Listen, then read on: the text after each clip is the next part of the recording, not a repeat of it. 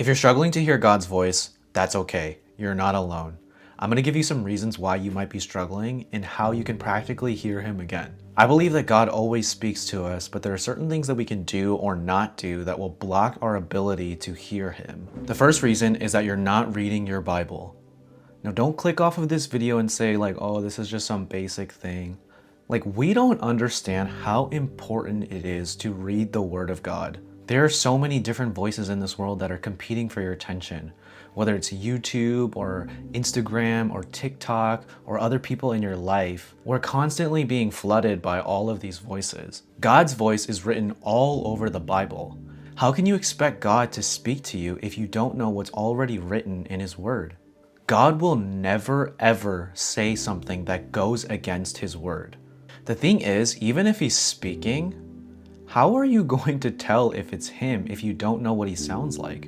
We're so blessed to be living in a time when there's so much information available to us. There's a lot of biblical teaching, there's good sermons and good pastors and teachers everywhere.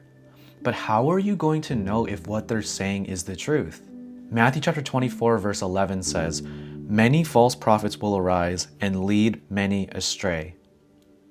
I think that we can fall into the trap of relying on other people's interpretation of scripture way too much. Listening to these things is absolutely great, but how are you going to know if what they're saying aligns with the Bible if you don't read the Bible? How are you going to know if what I'm saying is the truth if you're not reading your Bible? You need to always be testing what you hear from people against the Word of God. These sermons and these Instagram reels, they're great, but they should only be supplemental. Getting all of your information about God from these sources is like if you start to work out and the only protein you get is from protein shakes and protein bars. No, you should be getting your protein from food. Likewise, spiritually, the main food that you eat should be the Bible. And my practical advice for this is to start small. When I first started reading the Bible, it was pretty overwhelming because there were so many questions like, okay, where do I start? This thing is huge. Do I just start from the beginning? Do I start with the Old Testament? Do I start with the New Testament? I think a great place to start would be the Gospels, which are Matthew, Mark, Luke, and John. And it talks about the life, death, and resurrection of Jesus Christ. Just pick one of these Gospels and read it. And don't go crazy by making some outrageous goal of reading the entire thing in one day or anything like that. Start slow. Even doing one verse or one chapter a day is enough. God is very patient with you, and He's not expecting you to devour the entire Word of God the first time that you do it. It's better to start small and be consistent with it than to read a ton and be burnt out. Okay, so the second reason is that you're not spending enough time alone with God or in prayer. The main way to get to know somebody is to spend time with them. The main way to get to know somebody's voice is to hear it. And the main way that we communicate with God is through prayer. You have immediate and available access to the God of the universe at any time. The enemy knows this, and he will do anything to distract you and keep you away from prayer. It's so funny because as soon as you want to get into prayer, you'll start getting a ton of different thoughts in your mind, like you gotta get this done and you gotta take care of this thing first. It's even disguised as like productivity, like, oh, I need to clean my room or get this task done. Or you'll get like a text message from somebody and that takes you away. The enemy does not want you to get into prayer because he knows how powerful it is for you to communicate with God. And the same thing applies as with the Bible. Don't overcomplicate it. Start small. Just talk to Him. Tell Him how you feel. Tell Him how your day is. Tell Him what you're struggling with. God wants to be your best friend. I think so often in prayer, we can get distracted and be like, oh, I'm sorry, God, for being distracted by this. Let me cut that away and get onto a more holy topic. But no, God cares about your heart. And oftentimes if you're distracted by something, it's because it's weighing on you. So talk to God about it. He cares about the thing that's distracting you. Invite Him in. And again, start small.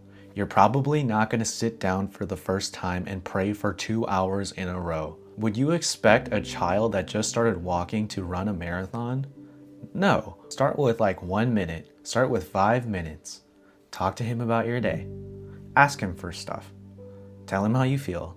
The more time that you spend in prayer, the more time that you consistently say yes to it, you'll start to hear him and you'll start to be sensitive to his voice. God always honors your yes. He doesn't care about the sacrifices. He doesn't care about all of these outward things that you do or serve him. He just wants your yes and to be present with him. Okay, so the third reason is that you're way too distracted. Y'all, we have a very real enemy, and this enemy hates when you hear the voice of God. It says in John chapter 10, verse 10, the thief comes to steal, kill, and destroy.